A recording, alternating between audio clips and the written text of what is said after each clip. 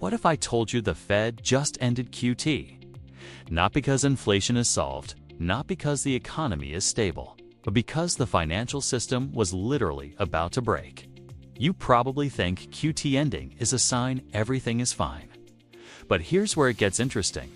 The real story is hidden in liquidity flows, bank reserves, and Treasury operations, and nobody is talking about it. By the end of this video, you'll understand why this move could reshape markets in 2026, and why most investors will be completely blindsided. Let's start with the basics. QT, or quantitative tightening.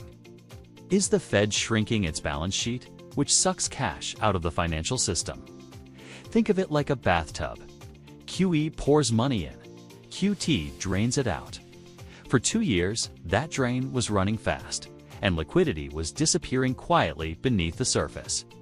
And while the headlines focused on inflation, the real danger was in the plumbing.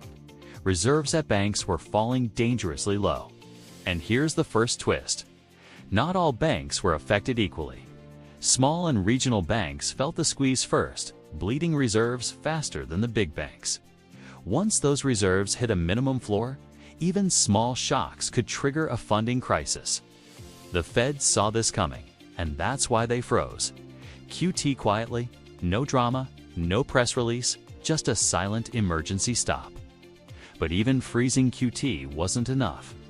The Treasury is issuing record debt, which pulls more cash out of the system every month. So the Fed had to get creative, a stealth form of QE, hidden in Treasury rollovers and liquidity operations to offset the deficit drain. And that's the second twist. It looks like nothing is happening on the surface. But the Fed is pumping liquidity in the shadows. Now, the bond market is already reacting as if QE has restarted. Yields are drifting down, demand is rising, and risk assets are reacting like someone turned the money hose back on. But this isn't organic growth, it's mechanically forced by the Fed's balancing act. They can't tighten because reserves are too low.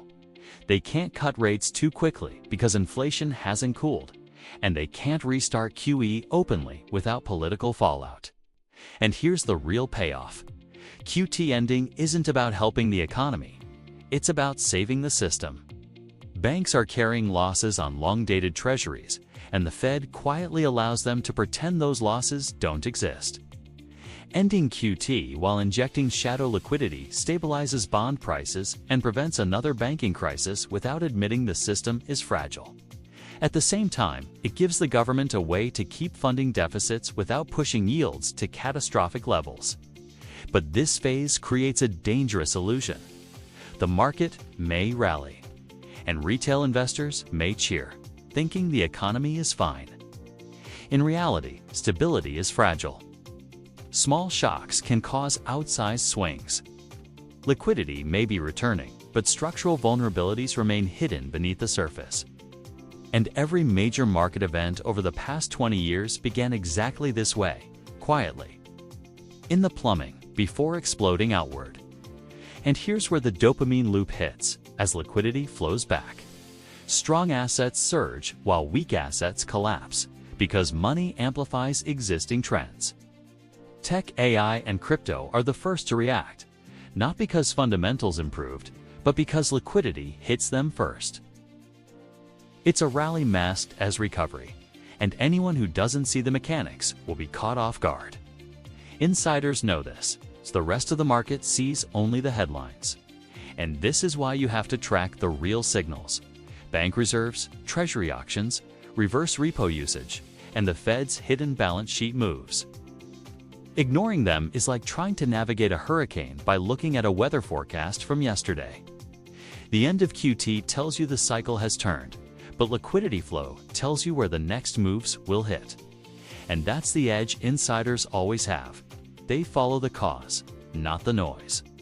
Now consider this. QT ending is not just a Fed tweak, it's a systemic necessity. The financial system reached a point where continuing tightening would have triggered a collapse. The Fed had no choice but to freeze the balance sheet while quietly offsetting Treasury demands. And every market action from here will respond to these invisible pressures long before the public realizes it. So the moment liquidity returns, the effects aren't even across the market. Major swings, rotations, and surges in specific sectors are inevitable. Retail investors will call it unexpected rallies or unusual strength, but anyone watching liquidity will see it coming months in advance. And if you understand this cycle, you can position ahead of the crowd and avoid being blindsided. The end of QT isn't a signal of economic health. It's a sign of systemic fragility and strategic intervention. Every move the Fed makes now is calculated to maintain stability while keeping Treasury borrowing sustainable. Markets will react in waves, not straight lines, and volatility will define the next 12 to 24 months. Understanding this hidden framework is how insiders navigate crises while the average investor panics. And here's the final takeaway. Liquidity is the real story, not the headlines. The Fed's shadow operations will dictate market direction, rates, and borrowing costs in 2026.